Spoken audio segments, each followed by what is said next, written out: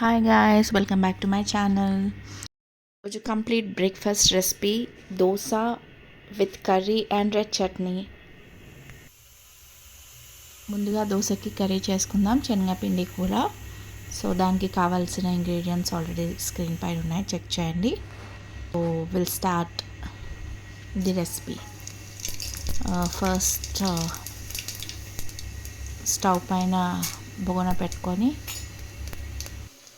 Oil వేసేసి తాలింపు వేసుకోవాలి.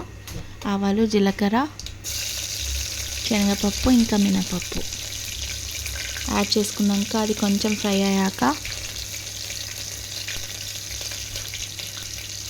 పచ్చిమిర్చి, కరివేపాకు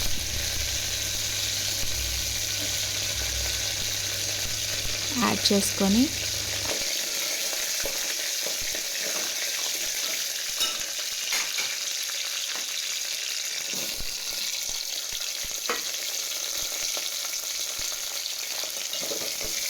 ఆనియన్స్ యాడ్ చేసుకోవాలి. ఆనియన్స్ కొంచెం సాఫ్ట్ అయినాక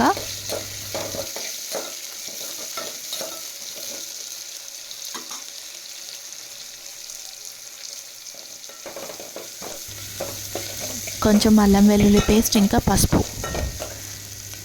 వేసుకుని ఒక 2 minutes తర్వాత కొంచెం వాటర్ పోసి సాల్ట్ వేసి మరగనివ్వాలి ఒక 5 minutes వరకు. మరిగేలోపు మనం ఒక బౌల్లో శనగపిండి ఇంకా వాటర్ కలిపి పెట్టుకోవాలి. ఆఫ్టర్ 5 minutes తర్వాత ఆనియన్స్ అయ్యి ఆల్మోస్ట్. సో ఇప్పుడు శనగపిండి వాటర్ది మిక్చర్ యాడ్ చేసుకునేసి బాగా కలపాలి ఉండలు లేకుండా. ఒక 3 to 4 minutes అది ఉడికాక మనము ఉడకపెట్టుకున్న పొటాటోస్ని యాడ్ చేసుకోవాలి. యాడ్ చేసేసుకొనేసి ఇంకొక 2 minutes స్టవ్ పైన ఉంచేసి తీసేయాలి. శనగపిండి కూర ready. Next red chutney.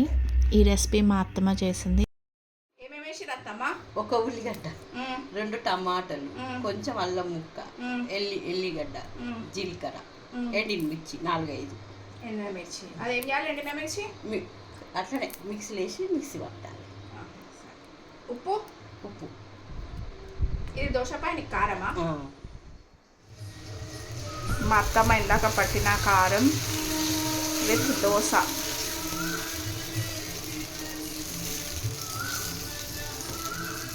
Just have a look at it, guys.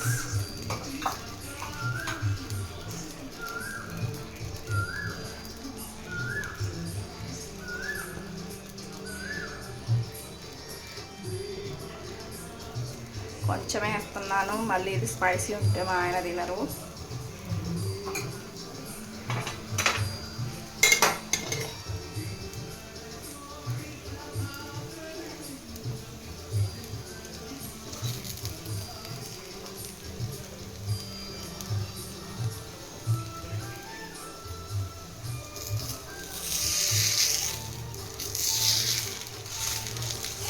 చూడండి, యమ్మీ యమ్మీ dosa. If you like the video, please like, share and subscribe to my channel. Thank you.